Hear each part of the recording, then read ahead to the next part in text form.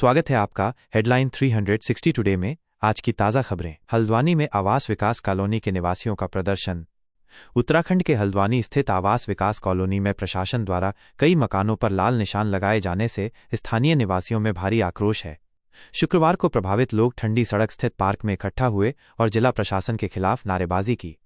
निवासियों का कहना है कि उन्हें वर्ष 1980 में तत्कालीन जिलाधिकारी की सिफारिश पर आवास विकास परिषद द्वारा मकान आवंटित किए गए थे। परिषद से सेवानिवृत्त अधिकारी इंद्रमन मौर्य ने बताया कि ये भूमि परिषद को शासन और जिलाधिकारी द्वारा ही आवंटित की गई थी और अब प्रशासन इन मकानों को अवैध बताकर तोड़ने की तैयारी कर रहा है।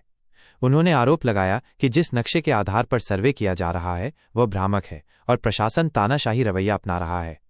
स्थानीय लोगों ने यह भी सवाल उठाया कि जब जिलाधिकारी ने उन्हें 13 अगस्त तक आपत्ति दर्ज करने और निस्तारण का समय दिया था तो फिर 15 जुलाई को ही बिना आपत्ति निस्तारण किए घरों पर लाल निशान क्यों लगाए गए। लोगों ने 2 अलग अलग सर्वे रिपोर्टों में विरोधाभास का भी आरोप लगाया। बैठक में तय किया गया कि सभी प्रभावित परिवार मिलकर जिला प्रशासन के खिलाफ व्यापक आंदोलन करेंगे और जरूरत पड़ने पर न्यायालय का रुख भी करेंगे। एयर इंडिया हादसे की रिपोर्टों पर पायलट संगठन ने भेजा कानूनी नोटिस।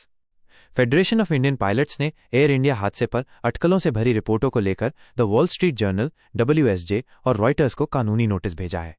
संगठन का कहना है कि इन रिपोर्टों से पायलटों की छवि धूमिल हुई और उन्हें मानसिक पीड़ा हुई। उन्होंने दोनों प्रकाशनों से माफी की मांग की है। धार्मिक रूपांतरण रैकेट छंगूर बाबा RSS सदस्य बनकर करता था धोखाधड़ी। धार्मिक रूपांतरण रैकेट के मास्टरमाइंड छंगूर बाबा पर खुद को राष्ट्रीय स्वयंसेवक संघ RSS का सदस्य बताकर नेताओं और अधिकारियों को धोखा देने का आरोप है। उसने प्रधानमंत्री मोदी की तस्वीर का इस्तेमाल कर फर्जी लेटरहेड भी तैयार किया था। शारदा यूनिवर्सिटी और IIT खड़गपुर में छात्रों की आत्महत्या। शारदा यूनिवर्सिटी की BDS की एक छात्रा ने आत्महत्या कर ली है।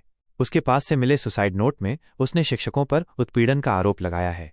पुलिस ने इस संबंध में 2 कर्मचारियों को गिरफ्तार किया है।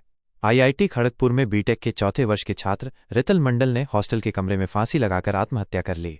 यह इस साल की चौथी ऐसी घटना है जिससे संस्थान में चिंता का माहौल है। अमेरिका ने द रेजिस्टेंस फ्रंट TRF को वैश्विक आतंकी संगठन घोषित कर दिया है। माना जा रहा है कि TRF के पीछे पाकिस्तानी सेना और खुफिया एजेंसियों का हाथ है। इस कदम को अमेरिका द्वारा पाकिस्तान को एक सख्त संदेश के रूप में देखा जा रहा है। प्रधानमंत्री मोदी का UK और मालदीव दौरा। प्रधानमंत्री नरेंद्र मोदी अगले हफ्ते यूनाइटेड किंगडम UK और मालदीव की यात्रा पर रहेंगे।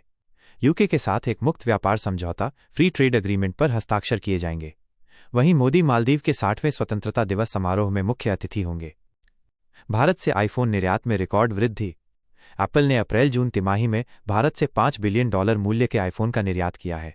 कुल स्मार्टफोन निर्यात $7 बिलियन तक पहुंच गया है, जिसमें फॉक्सकॉन और टाटा इलेक्ट्रॉनिक्स जैसी कंपनियों की बड़ी भूमिका रही है।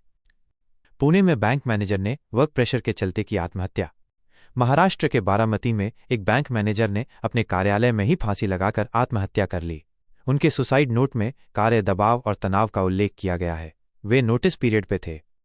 दिल्ली में एक तेज रफ्तार कार ने सड़क पार कर रहे 2 पैदल यात्रियों को पीछे से टक्कर मार दी। यह भीषण हादसा CCTV में कैद हो गया, जिसमें दोनों यात्री हवा में उछलते हुए दिखाई दे रहे हैं। ट्रंप का दावा। भारत पाक संघर्ष में 5 फाइटर जेट गिराए गए। पूर्व अमेरिकी राष्ट्रपति डोनाल्ड ट्रंप ने दावा किया है कि भारत पाकिस्तान संघर्ष के दौरान 5 फाइटर जेट गिराए गए थे। उन्होंने संघर्ष विराम में अपनी भूमिका का भी दावा दोहराया।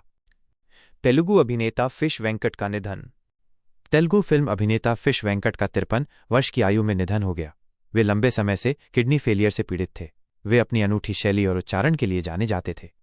भारतीय क्रिकेट टीम में जसप्रीत बुमराह को कार्यभार प्रबंधन के चलते आराम दिया गया है। विशेषज्ञों का कहना है कि मोहम्मद सिराज भी भारतीय क्रिकेट के सबसे मेहनती गेंदबाजों में से एक हैं और उनके स्वास्थ्य और कार्यभार पर भी समान ध्यान देना महत्वपूर्ण है। तो ये थीं आज की सबसे बड़ी खबरें सिर्फ हेडलाइन 360 टुडे पर। अगर आपको ये रिपोर्ट पसंद आई हो तो लाइक करें, शेयर करें और हमारे चैनल को सब्सक्राइब करें। फिर मिलेंगे अगली ताज़ा खबरों के साथ। नमस्कार।